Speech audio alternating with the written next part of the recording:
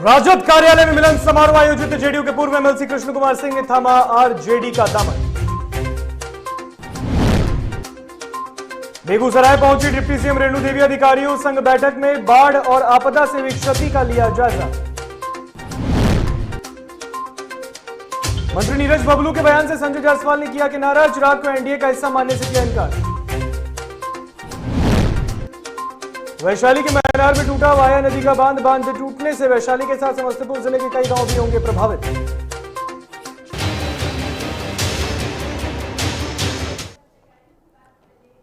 नमस्कार, आप देख रहे हैं डीटीवी भारत और मैं हूं आपके साथ ऋतिक। खबरें विस्तार से। पटना में राजद के प्रदेश कार्यालय में मिलन समारोह का आयोजन किया गया है, जहां बिहार विधान परिषद के पूर्व सदस्य कृष्ण कुमार सिंह ने नेता प्रतिपक्ष तेजस्वी यादव के समक्ष राजद की सदस्यता ग्रहण की, तो मौके पर कई नेता और कार्यकर्ता मौजूद रहे। तो तस्वीरों में आप देख सकते हैं, पटना में आज आरजेडी प्रदेश कार्यालय में मिलन समारोह का आयोजन किया गया। इस दौरान जेडीयू के पूर्व एमएलसी कृष्ण कुमार सिंह ने राष्ट्रीय जनता दल का दामन थामा है। तस्वीरों में देख सकते हैं कृष्ण कुमार सिंह के साथ बिहार के नेता प्रतिपक्ष तेजस्वी यादव हैं, आरजेडी एमएलसी सुनील सिंह है, इनके साथ ही बिहार के पूर्व मंत्री और आरजेडी नेता श्याम रजक भी मौके पर मौजूद हैं। और आज बीजेपी प्रदेश कार्यालय में प्रदेश अध्यक्ष डॉक्टर संजय जायसवाल ने प्रेस कॉन्फ्रेंस कर कहा कि लोजपा एनडीए का हिस्सा है और पशुपति पारस हमारे मंत्री हैं। साथ ही उन्होंने कहा कि पार्टी व्यक्तिगत तौर पर नहीं चलती। बिल्कुल क्लियर कट है, एनडीए के पार्ट जो हैं वो सामने हैं और आज के डेट में एलजेपी एनडीए का हिस्सा है। पशुपति पारस हमारे मंत्री हैं। एलजेपी हिस्सा है, जो भी एलजेपी है। व्यक्ति की नहीं, ये व्यक्ति की बात नहीं है, ये दल की बात है। व्यक्ति कुछ नहीं होता। आज एलजेपी एनडीए का हिस्सा है और है। देखिए, ऐसा कुछ नहीं है नज़दीकियां बढ़ने का। किसी से किसी का नज़दीकी बढ़ सकता है, ये अलग बात है, लेकिन चिराग पासवान जी एनडीए का पार्ट है। मुझे लगता है कि आगे भी रहेंगे।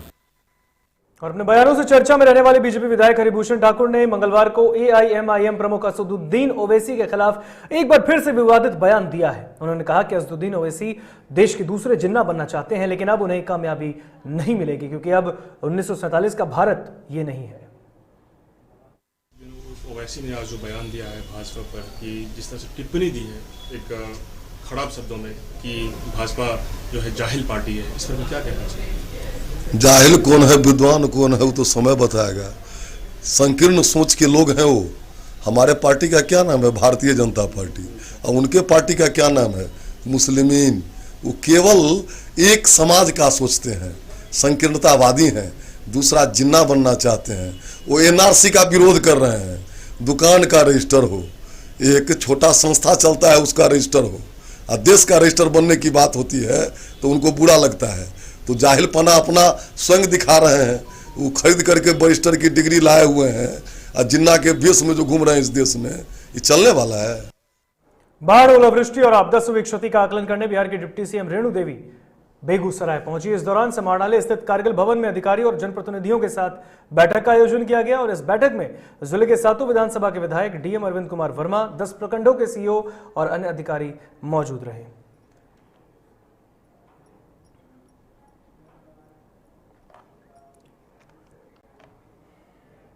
अचानक भारी लाव लश्कर के साथ बिहार के मद्य निषेध और प्रभारी मंत्री सुनील कुमार मोतिहारी पहुंचे, जहां वो बाढ़ से प्रभावित क्षेत्रों का जायजा लिया। इस दौरान मंत्री के साथ जिलाधिकारी भी मौजूद रहे। अधिकारियों को भी उन्होंने इस दौरान कई आवश्यक दिशा निर्देश भी दिए।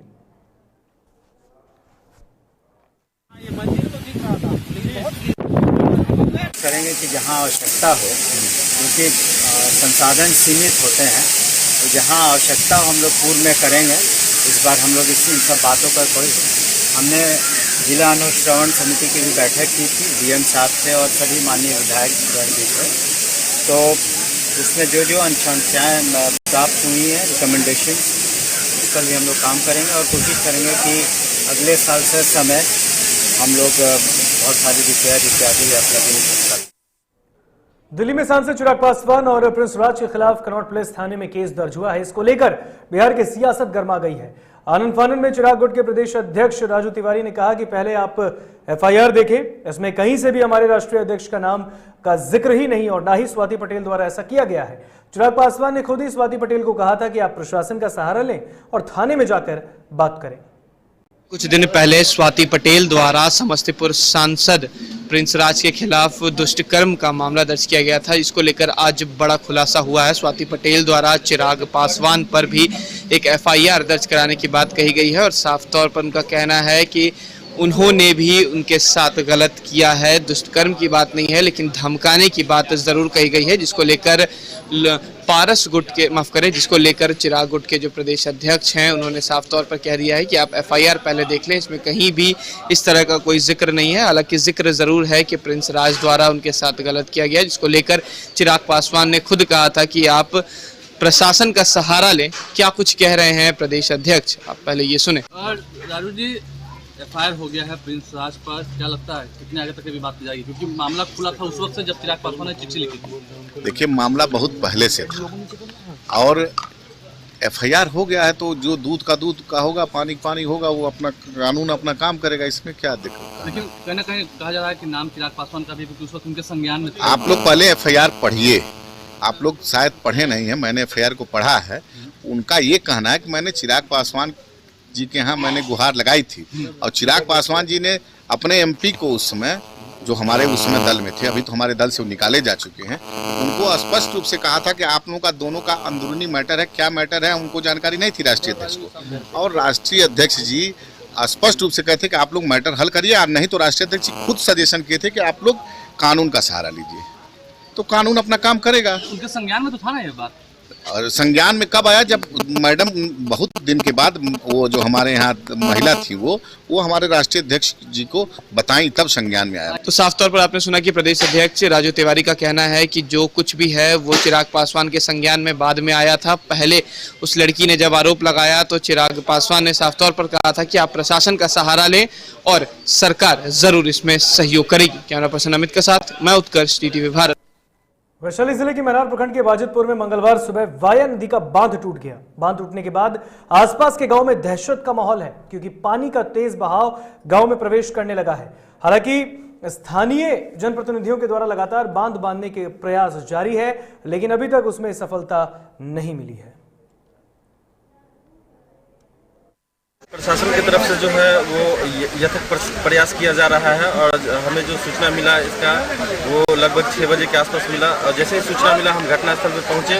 पहुंचने के बाद जो है यहाँ के जो जनप्रतिनिधि हैं उनके द्वारा जो है जेसीबी द्वारा पानी को रोकने का काम किया जा रहा है और लगभग जो ग्रामीण के सहयोग से पानी रोकने का काम किया जा रहा है, लेकिन पानी का वेग काफ़ी ज़्यादा होने के कारण जो है वो पानी रुक नहीं पा रहा है। लेकिन अभी तक जो है प्रशासनिक हेल्प कोई भी नहीं मिला है। सिर्फ सीओ और वीडियो का आश्वासन दिया जा रहा है कि हम लोग आ रहे हैं। लगभग अभी जो है ये इस घटना को लगभग 5 से 6 घंटा बीत चुका है, लेकिन सिर्फ फोन पे ही आश्वासन दिया जा रहा है। जमीनी स्तर पे कोई काम अभी तक नहीं हुआ है यहाँ पे।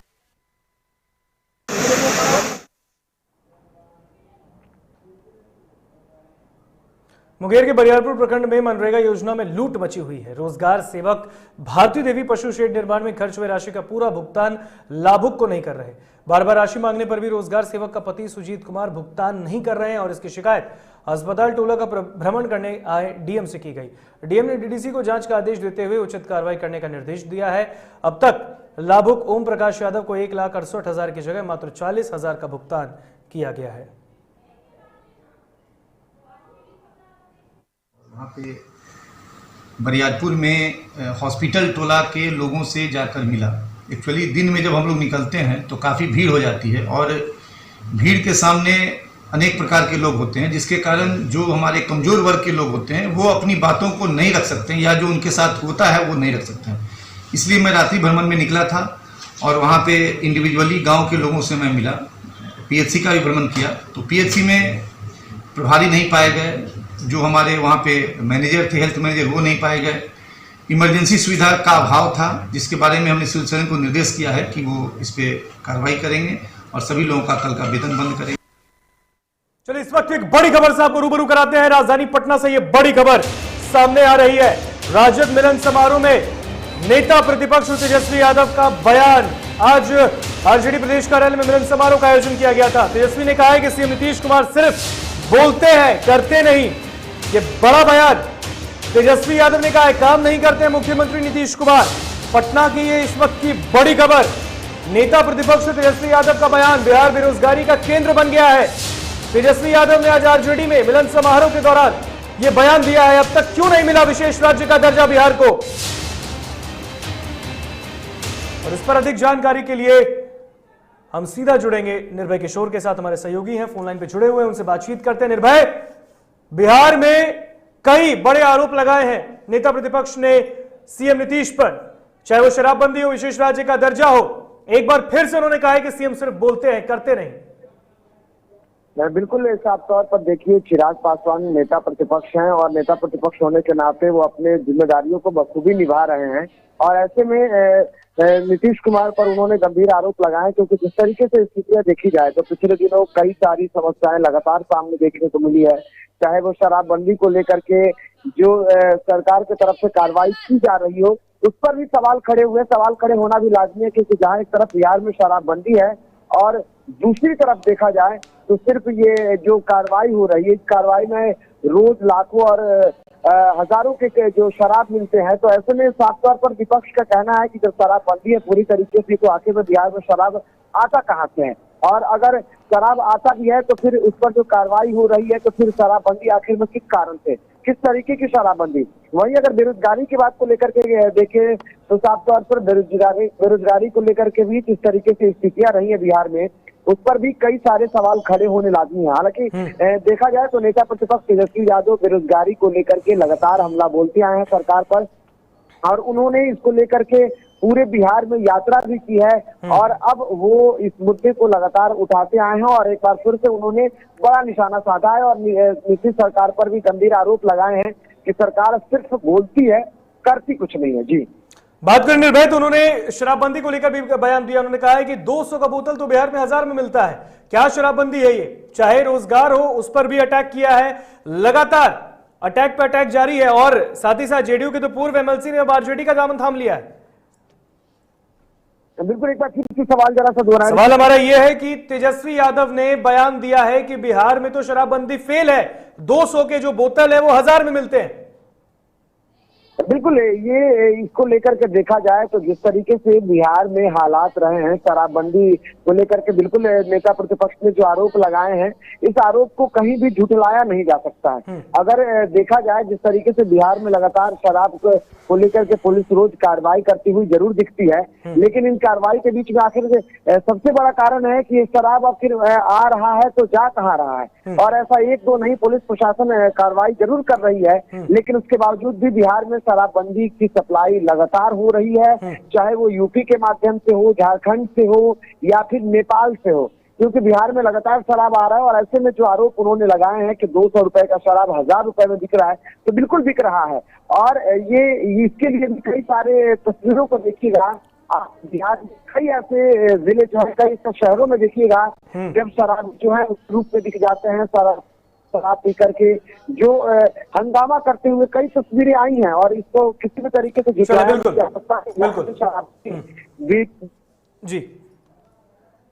जी निर्भय, बिल्कुल तमाम जानकारी के लिए बहुत बहुत शुक्रिया आपका। तो निर्भय हमारे सहयोगी फोन लाइन पे तमाम जानकारी दे रहे थे। आपको बता दें, नेता प्रतिपक्ष ने ये बड़ा बयान दिया है। उन्होंने नीतीश कुमार पर एक बार फिर हमला बोला है। उन्होंने कहा है कि बिहार में शराबबंदी पूर्ण रूप से फेल है, चाहे रोजगार हो उसमें भी बिहार फेल है, बेरोजगारी का केंद्र बन गया है बिहार। चलिए अभी रुकेंगे एक छोटे से ब्रेक के लिए, ब्रेक के बाद खबरों में आगे बढ़ेंगे।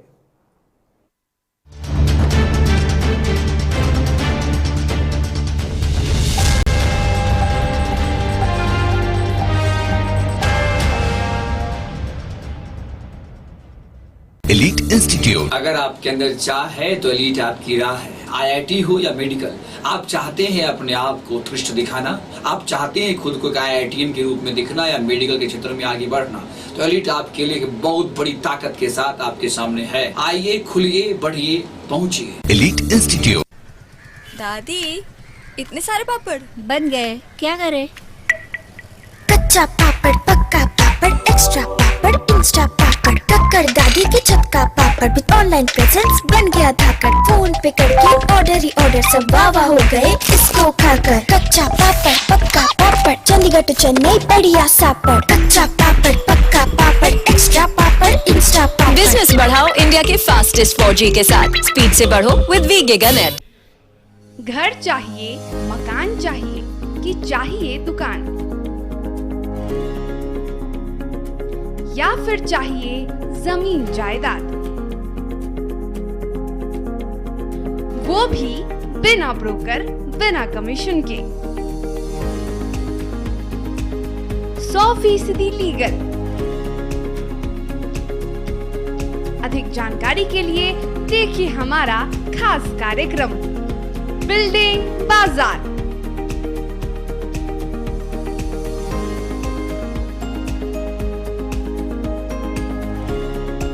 Finance expert engineer Madan Gupta के साथ सिर्फ DTV भारत पर, शनिवार और रविवार रात 8:30 बजे।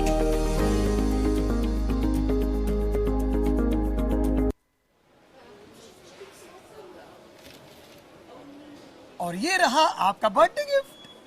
पापा बेटा ये कैसा है? ये दुनिया क्यों न समझे, मेरी दुनिया बदल गई।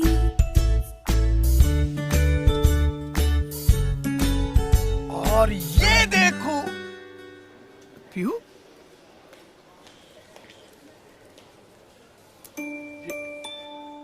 पीहू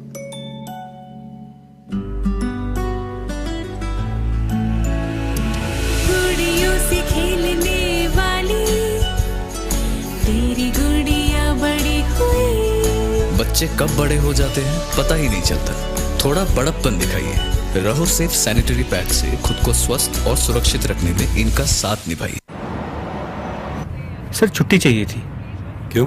गांव के सारे घर कच्चे थे, बाढ़ में ढह गए, मेरा भी। Good morning sir. देखिए बुनियाद भी पक्की, आपका नया घर भी पक्का, सालों साल चलेगा सर। ठीक है ले लो छुट्टी।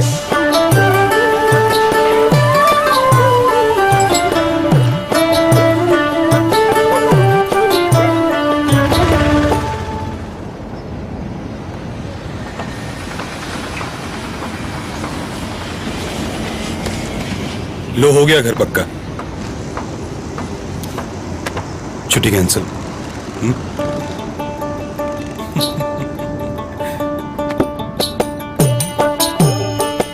सच्ची खुशी वही होती है जिसकी बुनियाद दूसरों की खुशी में हो। कोणार्क, खुशियों की बुनियाद।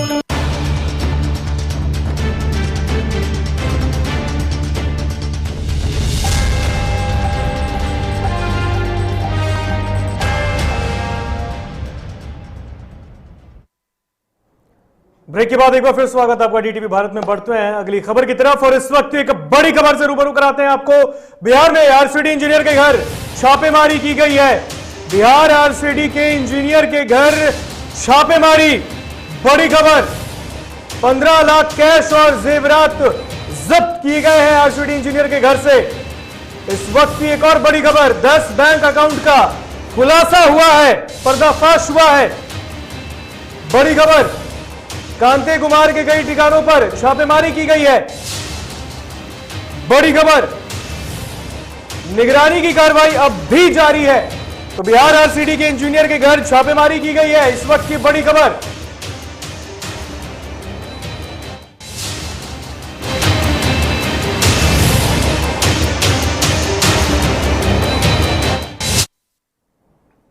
औरंगाबाद में निजी स्कूलों की मनमानी और कोरोना काल की फीस वसूली के कारण छात्रों को परेशानी हो रही है।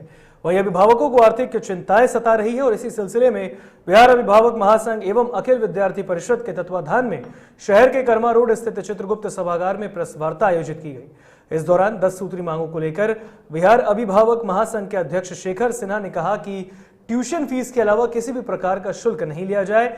वैसे विद्यार्थी जिन्होंने ऑनलाइन क्लास नहीं किया है और स्कूल द्वारा फीस के साथ अन्य शुल्क भी लिया गया है, उन्हें सारा पैसा वापस किया जाए। बेगूसराय में शॉर्ट सर्किट से लगी आग ने देखते देखते 15 घरों को जलाकर राख कर दिया है। बेगूसराय में आपको बता दें कि शॉर्ट सर्किट से आग लगी, जिसके बाद 15 घरों को जलकर राख कर दिया। घटना बछवाड़ा थाना क्षेत्र के कदराबाद पंचायत के हादीपुर गांव की है। आग इतनी तेजी से फैली कि आसपास के 15 घरों को अपनी चपेट में ले लिया। स्थानीय लोग जब तक आग पर काबू पाते तब तक 15 घर जलकर खाक हो गए। सूचना के बाद स्थानीय प्रशासन क्षति के आकलन में जुटी है। बघा के लक्षणही गांव में एक पिता ने बेटी का अश्लील वीडियो बनाकर उसको वायरल करने का आरोप लगाया है। इसको लेकर आपको बता दें कि पीड़ित के पिता ने एक आवेदन धनहा थाने को दिया है। आवेदन पर धनहा अंचल निरीक्षक शशिशेखर चौहान जांच करने पीड़ित परिवार के घर पहुंचे। कुछ लोगों ने जांच प्रक्रिया में बाधा उत्पन्न करते हुए शोर मचाने भी लगे और पीड़ित परिवार के सदस्यों के साथ तेज आवाज में बातें की।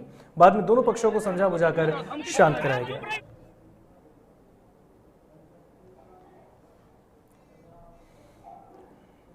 बक्सर में ट्रक की चपेट में आने से एक व्यक्ति की मौत हो गई है। मामले की जानकारी देते हुए थानाध्यक्ष रामाशीष प्रसाद ने बताया कि व्यक्ति के पॉकेट से कुछ कागजात और मोबाइल बरामद हुए, जिसके आधार पर उसकी पहचान करने की कोशिश की जा रही है। फिलहाल शव को कब्जे में लेने के बाद पोस्टमार्टम के लिए भेजा गया है।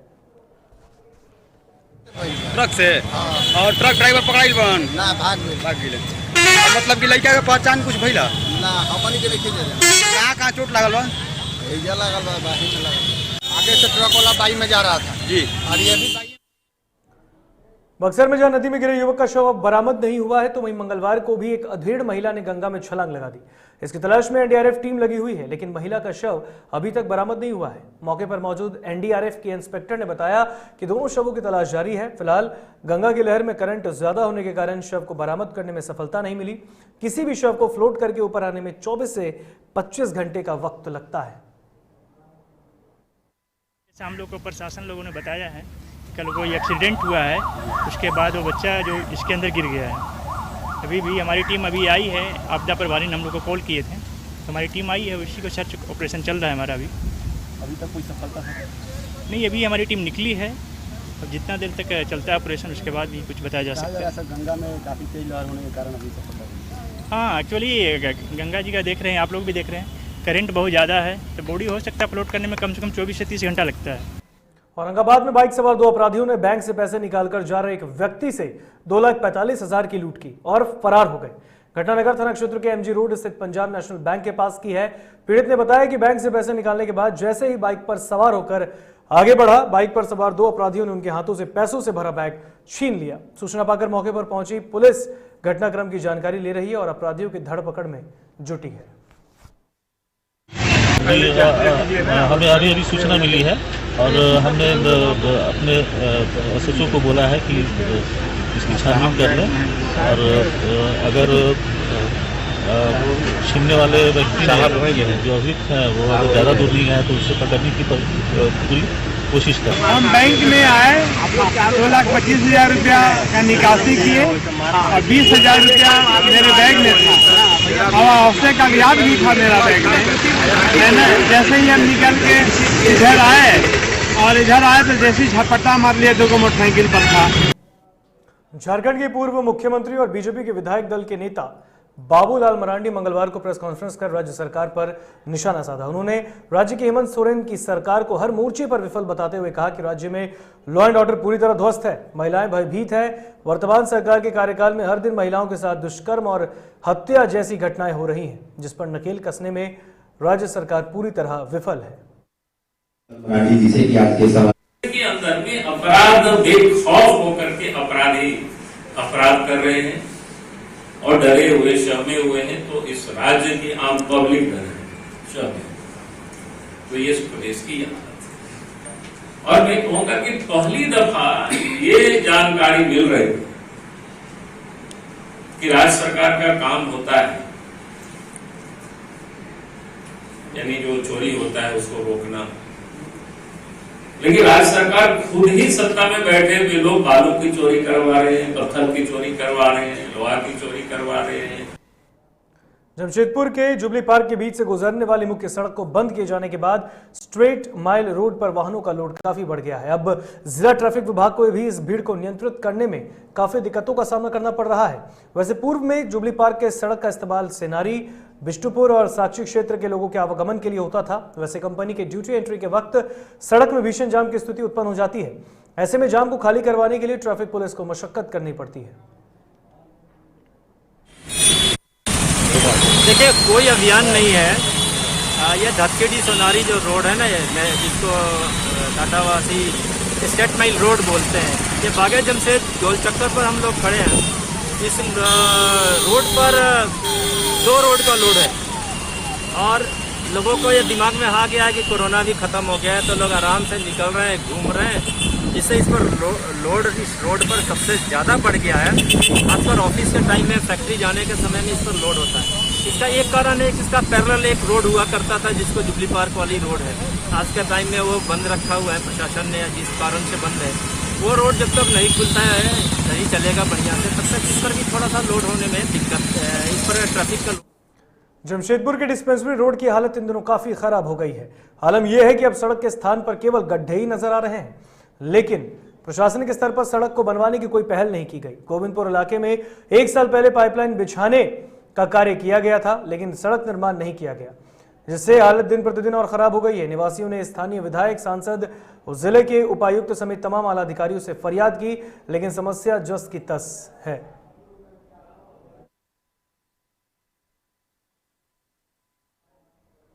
फिलहाल खबरों में बस इतना ही। आप मुझे दीजिए इजाजत। देखते रहिए DTV भारत। नमस्कार।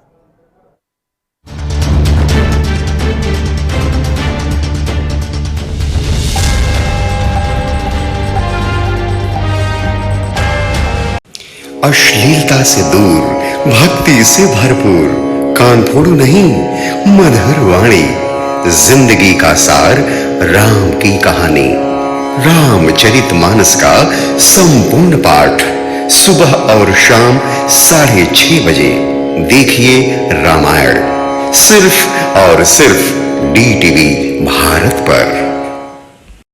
अबे गुड्डू, ठीक से लगाओ बे। रिश्तेदार आएंगे तो उनको लगना चाहिए ना कि इस घर में हमारे चंदा का कितना मान सम्मान है, और आज हम और हमारा परिवार कितना खुश है। हाँ हम तो आपको बताने ही भूल गए, हमारी चंदा इतने सालों बाद गाभन हुई है। और पहले जो दो आए ना,